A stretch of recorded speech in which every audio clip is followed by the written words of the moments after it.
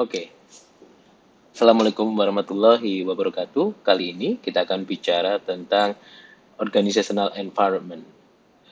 Dalam kaitan ini, kita akan membahas tentang organisasi sebagai sebuah sistem yang terbuka. Dalam hal ini, bagaimana dia berinteraksi dengan lingkungannya.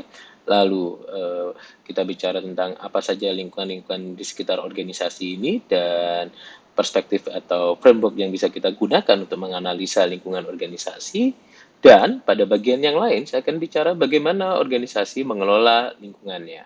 Oke, tetap kita akan bahas pada sesi hari ini. Ya, organizational environment, gitu ya. Sebelum masuk kepada memahami bagaimana organisasi berinteraksi dengan lingkungannya, kita harus paham dulu bahwa di era yang kalau saya bisa menyebutnya sebagai hyper kompetitif gitu ya, bahwa organisasi dituntut untuk lebih terbuka. Dia harus memahami gitu ya, apa yang terjadi di lingkungan sekitarnya. Ini untuk apa? Bukan untuk orang lain, bukan untuk organisasi lain, tapi untuk dirinya sendiri sebetulnya. Dalam hal ini adalah untuk menjaga eksistensinya.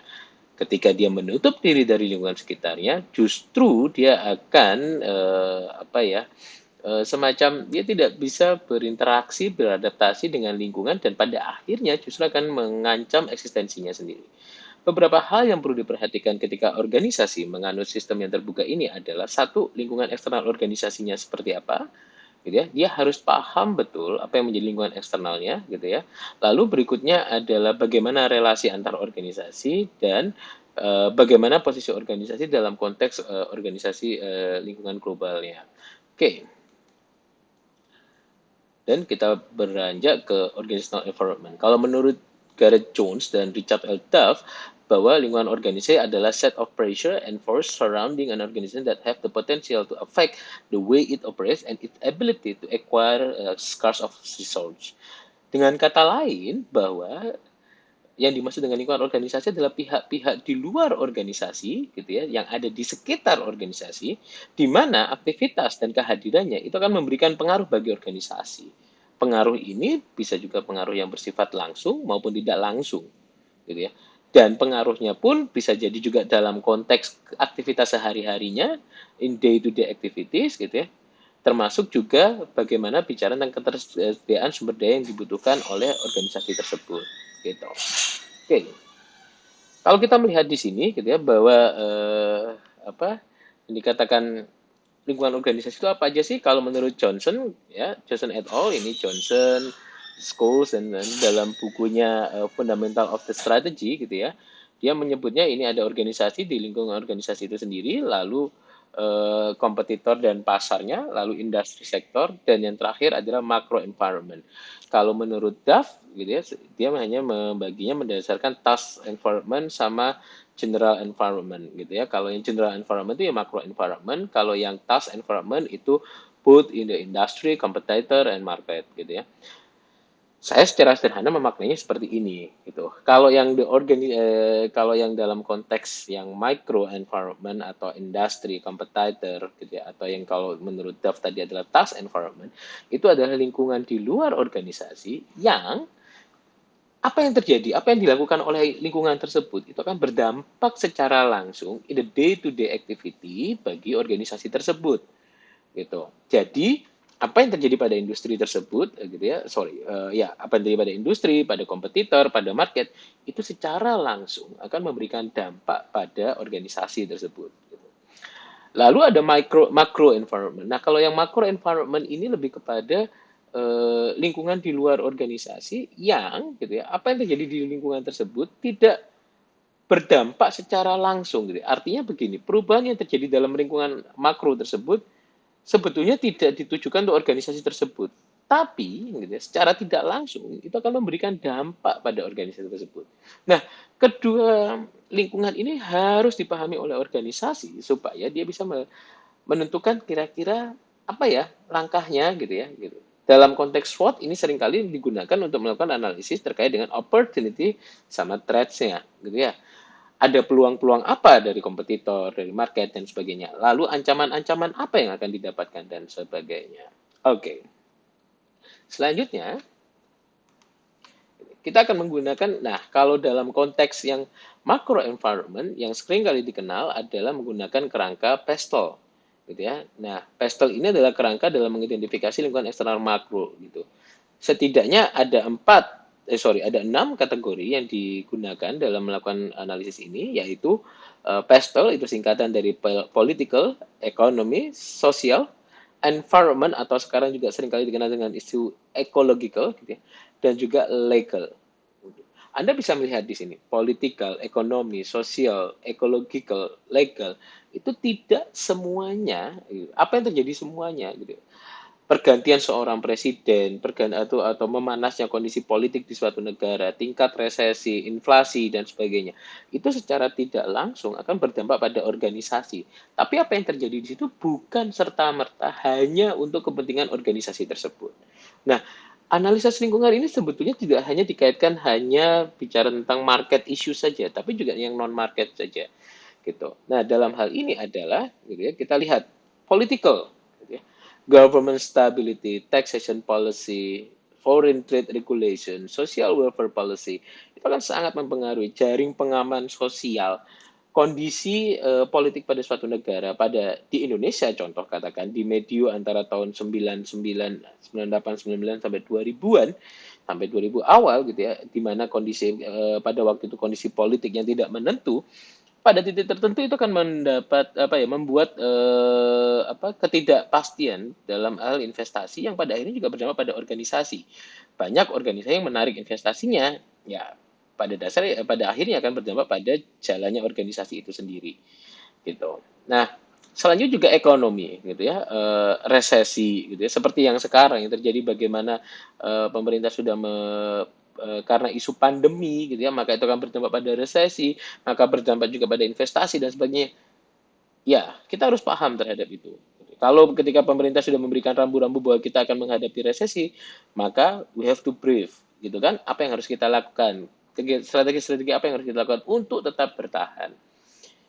Lalu sosial, gitu ya. Sosial ini bicara tentang sosial demografi, gitu ya, termasuk juga psikososial juga, gitu ya, perilaku-perilaku sosial orang-orang yang ada di satu negara atau satu budaya atau satu bangsa itu sangat mempengaruhi consumerism, level of education itu juga akan sangat mempengaruhi bagaimana perilaku ini dan berdampak pada organisasi. Contoh yang menarik adalah ketika saya membaca sebuah literatur tentang bagaimana industri sepeda gitu ya nyaris terkena dampak pada isu pandemi ini, gitu ya. Ini kita bicara tentang konteks Indonesia. Pada waktu itu saya membaca bahwa mereka nyaris saja mau melakukan PHK dan sebagainya.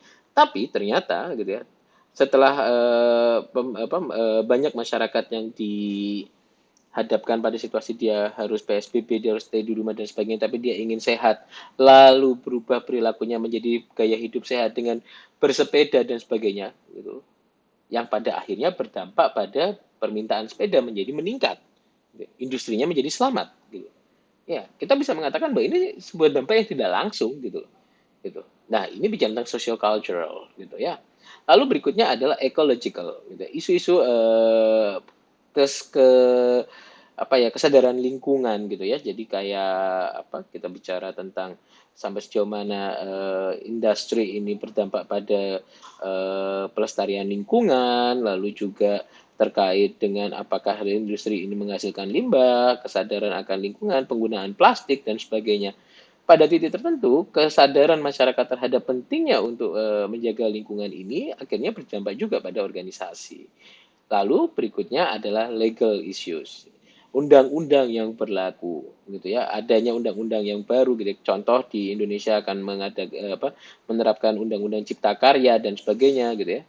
Atau omnibus law dan sebagainya, gitu ya. Nah, ini pada titik tertentu ini akan juga memberikan dampak pada organisasi, gitu. Oke. Selanjutnya, kalau tadi kita bicara tentang PESTEL itu adalah untuk menganalisa lingkungan eksternal kita, gitu ya, dalam konteks makro, gitu ya, dan kita melakukan pemetaan, oke, pada isi politik, sorry, saya akan kembali lagi, pada sisi politik, apa yang terjadi? constraint apa atau apa yang berdampak pada kita, apa isu-isunya dan sebagainya. Ekonomi juga seperti itu dan seterusnya. Itu kita lakukan analisa semua, kita breakdown semua.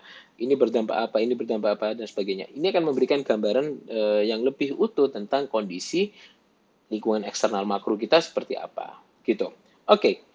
Tadi saya sempat singgung. Berikutnya kita akan masuk ke competitive forces, gitu ya. Nah, ini kita menggunakan ini menurut Michael Porter, gitu ya. Dia ada five forces framework, gitu ya, untuk bagaimana kita melihat uh, peluang, gitu ya, atau dorongan-dorongan yang akan dihadapi oleh organisasi. Yang pertama, yang paling utama adalah competitive rivalry. Gitu. Kita akan melihat kompetitor-kompetitor kita, sejauh mana persaingan-persaingan ini. Dan ini akan dipengaruhi oleh satu, potential entrance, itu juga akan mempengaruhi sejauh mana ancaman terhadap para pemain-pemain baru di sini. Lalu berikutnya gitu ya, buyers, dalam hal ini konsumen. Bargaining power-nya seperti apa gitu. Lalu substitute gitu ya, ancaman akan produk pengganti gitu ya. Lalu suppliers, dalam hal ini adalah bargaining power dengan supplier seperti apa. Nah, dikatakan forces gitu ya, karena ini yang nanti yang akan kita lihat sejauh mana ini akan memberikan dorongan-dorongan sehingga akan mempengaruhi day-to-day activity kita. Contoh katakan competitive rivalry, kita akan melihat berapa banyak sih orang yang bermain di pasar kita, gitu ya. Berapa pemain-pemain ini siapa aja sih, gitu ya. Pemain-pemainnya siapa aja yang memproduksi ini dan sebagainya. Semakin sedikit, maka kita memiliki posisi yang semakin kuat sebetulnya. Gitu. Tapi ketika pemainnya semakin banyak, maka ini akan menjadi masalah juga, gitu. Lalu potential entrance, gitu. Sejauh mana ancaman terhadap datangnya pemain-pemain baru. Hal ini juga akan sangat dipengaruhi oleh regulasi pemerintah terkait dengan kemungkinan pemain baru untuk masuk ke dalam industri tersebut. Gitu ya. Lalu berikutnya adalah konsumen, gitu ya. Nah, konsumen ini kita bicara tentang konsumen, baik itu konsumen umpamanya ini kita bicara tentang seberapa banyak sih konsumen yang ada di pasar itu, competitive rivalry ini, gitu ya, pada sektor ini, gitu ya. Kalau konsumennya sedikit dan pemainnya banyak, gitu ya, maka gitu ya kita bisa mengatakan bahwa bargaining power dari si konsumen itu semakin tinggi. Kenapa? Karena dia masih mempunyai banyak opsi. Tapi kalau konsumennya banyak gitu ya dan pemainnya sedikit gitu ya, dalam hal ini produsennya atau perusahaan yang mendeliver produk atau jasa ini sedikit tapi konsumennya banyak, gitu ya, maka bargaining power dari konsumen itu rendah. Kenapa? Karena dia tidak punya banyak pilihan, gitu ya, sehingga kita bisa memainkan itu. Lalu substitute, gitu ya. Kita bicara tentang ada nggak potensi untuk pengganti barang-barang pengganti, gitu ya. Contoh katakan kalau dalam konteks pendidikan, gitu ya, kita bicara tentang sekarang ada homeschooling, gitu.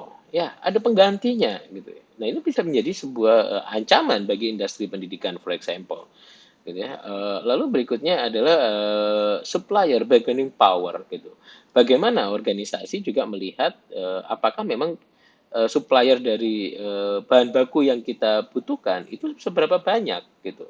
Itu juga yang akan menjadi potensi masalah ketika suppliernya sedikit gitu ya, kompetitifnya banyak sehingga supplier bisa memainkan harganya, bargaining power dia menjadi lebih tinggi. Nah, Bapak Ibu, kita bisa melihat di sini bahwa sebetulnya ini kita bicara tentang kita melihat posisi kita di mana nih gitu. Ya, contoh katakan ketika kita bicara industri penerbangan di Indonesia, ketika pemerintah membuka keran, gitu ya, bahwa regulasi untuk membuka industri penerbangan dipermudah, katakan, sehingga banyak yang masuk, sehingga kita bisa melihat banyak alternatif alternatif penerbangan pada saat itu, gitu.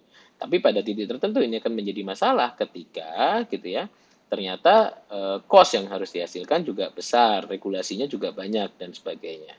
Oke, saya pikir cukup untuk kita bicara tentang organizational environment di sini dalam konteks kita menganalisa lingkungan sekitar organisasi, baik lingkungan internal maupun lingkungan eksternal. Dalam hal ini adalah eksternal yang bersifat sektoral, industri, gitu ya, dan juga eksternal yang bersifat makro. Penting buat Anda untuk melakukan analisa kira-kira bagaimana sih kondisi perusahaan saya, kondisi organisasi saya, gitu ya, jika dikaitkan dengan lingkungan-lingkungan ini. Selamat Siang, wassalamualaikum warahmatullahi wabarakatuh.